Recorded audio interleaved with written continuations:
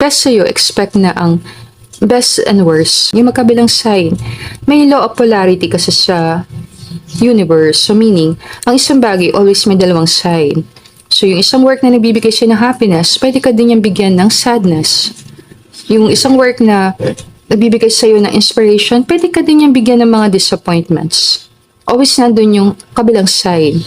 Ngayon, kung ino-open mo na agad yung isip mo, like yung hangman, na okay, pwede sa work na yun, not all the time happy ako. But at least, papadamihin ko yung mga araw na happy ako.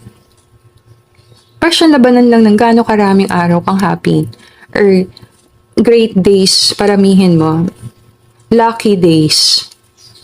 Minsan gano'n ko na lang siya tinitingnan na. Kasi sa 365 days sa isang taon, not all the time, maganda yung mga araw sa paningin ko. Meaning, may mga days na mahirap talaga na parang may mga bagay na hindi umaayon sa gusto mo. Ang mahalaga,